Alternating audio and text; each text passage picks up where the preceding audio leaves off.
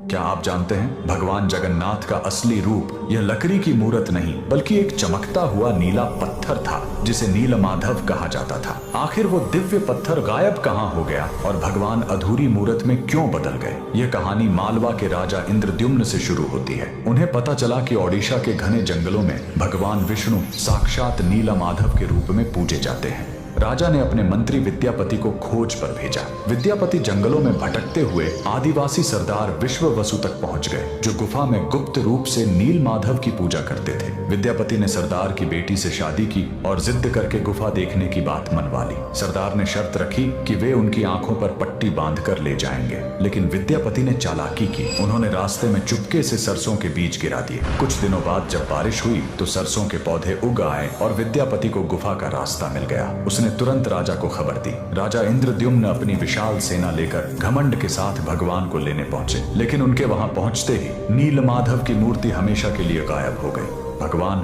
अपने भक्त विश्व वसु के साथ हुए धोखे और राजा के घमंड से नाराज थे। राजा ने रोकर माफी मांगी और अन्न जल त्याग दिया। तब आकाशवाणी हुई, मैं अब उस पत्थर के रूप में नहीं मिलूंगा, अब मैं समुद्र तट पर एक लकड़ी के लट्ठे के रूप में आऊंगा। कुछ समय बाद पुरी के समुद्र तट पर एक विशाल अद्भुत लकड़ी का लट्ठा तैरता हुआ आया। राजा समझ गए कि यही भगवान का नया रूप है। उन्होंने तुरंत आदेश दिया कि इस पवित्र लकड़ी से भगवान की मूर्ति बनाई जाए, लेकिन समस्या यह हुई कि वह कोई साधारण लकड़ी नहीं थी। जैसे ही राज्य के बड़े बड़े कारीगर उस पर छेनी हथौड़ा चलाते, उनके औजार ही टूटकर बिखर जाते। उस दिव्य लकड़ी पर खरोंच तक नहीं आ रही थी। तब स्वयं भगवान विश्वकर्मा एक बूढ़े शिल्पकार के रूप में आए। उन्होंने कहा, मैं इससे मूर्ति बनाऊंगा, लेकिन मेरी एक शर्त है, 21 दिनों तक कमरा बंद रहेगा। अगर बीच में दरवाजा खुला तो मैं काम छोड़कर चला जाऊंगा। राजा मान गए। 15 दिनों तक अंदर से छेनी चलने की आवाज आती रही, लेकिन फिर सब एकदम शांत हो गया।